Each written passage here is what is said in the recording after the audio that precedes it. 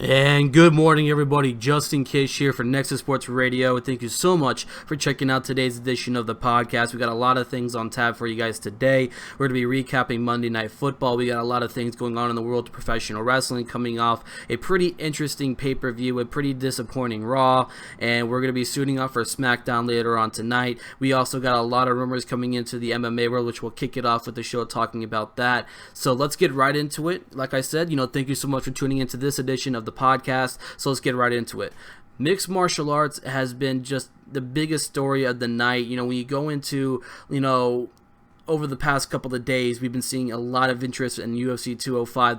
The fight card is completely stacked. We'll get to UFC 205 with the biggest announcement coming from the event. We have 3 title fights officially confirmed, as Eddie Alvarez and Conor McGregor have officially signed a fight to be an official headliner for UFC 205. And we'll get to that here in a little while. But one of the biggest things I want to talk about here to kick off the show is involving Ryan Ryback Reeves. If you guys do know much about Ryback, he's a former professional wrestler. He has been a guy who has been away from professional wrestling for quite a while now, until he was officially released from the promotion, the WWE to be exact, back on August 3rd, 2016, so a couple of months ago, and now it has taken him a couple of months to figure out what his new passion will be.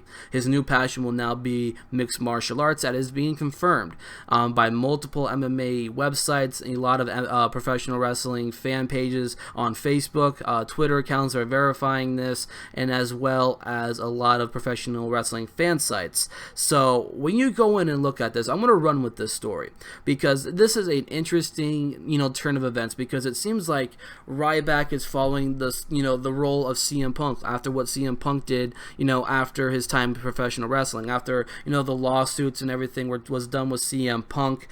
He's still in the middle of a lawsuit with Chris Amon, the medical guy with the WWE right now, but there was a past lawsuit where CM Punk was not able to fight for the UFC, TNA, whatever the case may be.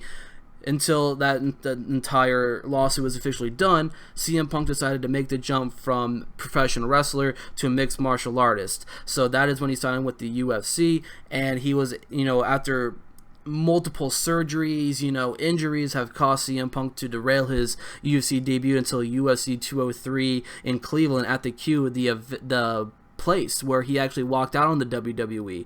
He left the WWE. It took him that long for him to make his UFC debut, and he took on Mickey Gall, a guy who is very well trained and is well above CM Punk's level. I am the kind of guy that is a big fan of CM Punk. I don't mean to bash the guy. I call it how I see it here on the show. Mickey Gall was completely dominant over CM Punk in his, but could we see the same thing for Ryback in his debut?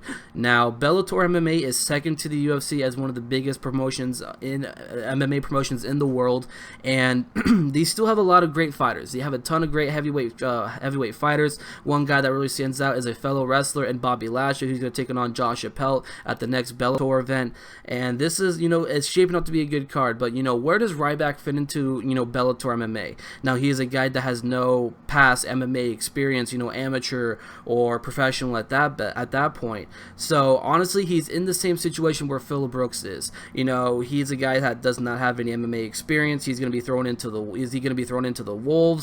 I think CM Punk was thrown into the wolves because with the amount of experience that Mickey Gall had. But it's going to be the ultimate struggle here. This is the biggest problem with Bellator. Where are you going to find if a contract does get presented to Ryback and everything is signed? Where does Ryback, how long is it going to be until Ryback gets officially, with Bellator? When's he going to get his first fight? Well, he's currently weighed in at 291 pounds. That's where he was billed from. So obviously he's going to be in the heavyweight division. I don't think he's going to cut 40 or some, all this weight just to go down the light heavyweight. He's going to stick at the heavyweight division. Guys like Bobby Lashley, or Bobby Lashley is, I want to say, 270, maybe 280, around that area, but he is a jacked guy. Bobby Lashley has, he has taken, some amateur fights. He's actually, progressed well into a professional fighter. I'm surprised the UFC has not really jumped on him yet, but, he's still fighting under the Bellator banner, and he's done a great job. He's well on his way to, I think if he defeats Appel, he's going to get a title shot, or he's going to be right on the cusp of getting a title shot. So, I mean, it's still currently up in the air with that, but when it pertains to Ryan Reeves, it's a completely different story. Like I said, he has no MMA background. How long will it take for him to officially, get a fight? Because when you go in and look at it, you don't see a lot of heavyweights having, 0-0 records, an 0-1 record, an 0-2 record, or 2-0 record, whatever the case may be. You don't see any of these heavyweights having those kinds of records on the amateur scene, or even on the smallest professional fighting scenes. You barely see that as it is. You see guys who are like 9-6 or an 8-5 or a 10-4, whatever the case may be. You find more of those guys than you see guys with lower MMA records, even at the heavyweight division, because heavyweight fighters are very scarce. That's why you barely see a whole ton of heavyweight fighters on fight cards. You see them pop up every now and then, every couple of fights, pending the circumstances. So I mean, adding Ryback to the Bellator banner will be a good way, because it adds depth, and on top of that, it's going to be an interesting outlook.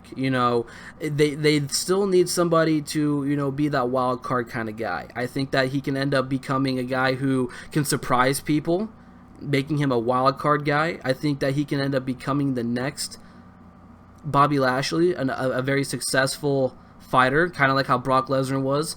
I think Brock Lesnar, he's still a very successful fighter, but I think it's going to take a whole lot. I think it's going to be a couple more years until we see Brock Lesnar back in the octagon. I still think that Ryback does have a lot of potential to become a good fighter. I'm not knocking any of that down. But it's going to take a whole lot of time, kind of around the time where CM Punk is, because when you go in and look at it, there's a lot of things that goes to trying to build an MMA career. That is finding the coaches. That's finding a camp to train out of.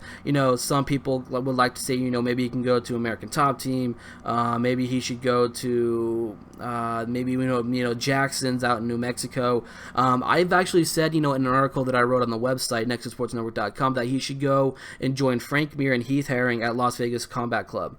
I think that's the best way for him to go, with Ricky Lundell being there, Frank Mir's head coach. He's a striking coach, a wrestling coach. I think that can benefit Ryan Reeves a whole lot well, rather than the other camps out there. I think Winklejohn could be Jackson's and Winklejohn could be could be a wild card team camp to take Ryan Reeves.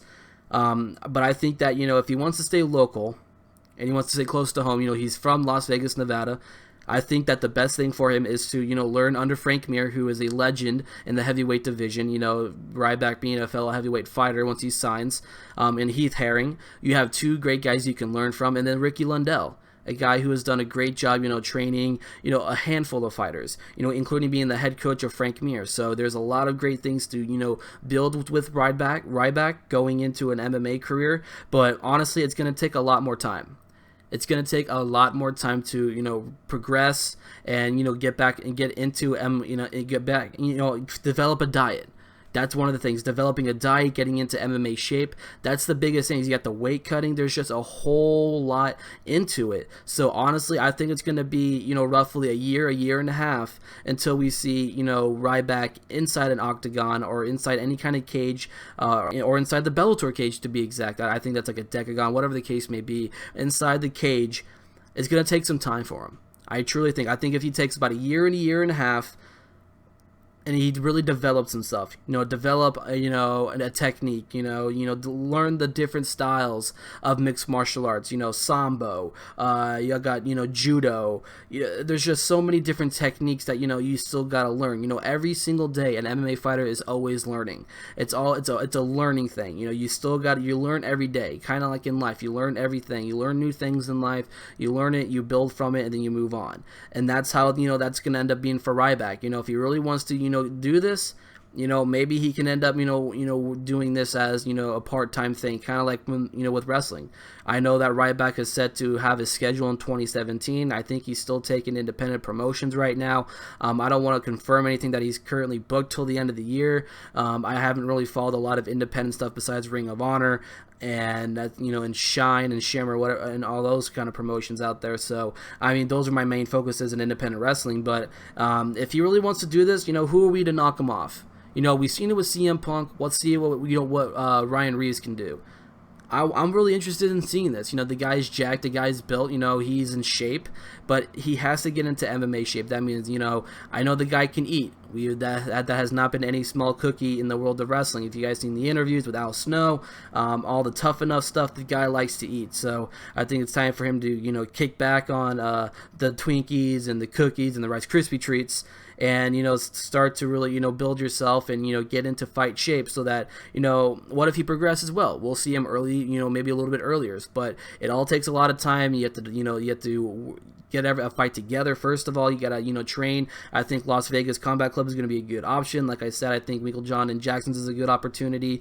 That could be a wild card. But these are all the things leading into an MMA career. So I mean, if he wants to go after it, who are we to knock him? So let's get right into UFC 205.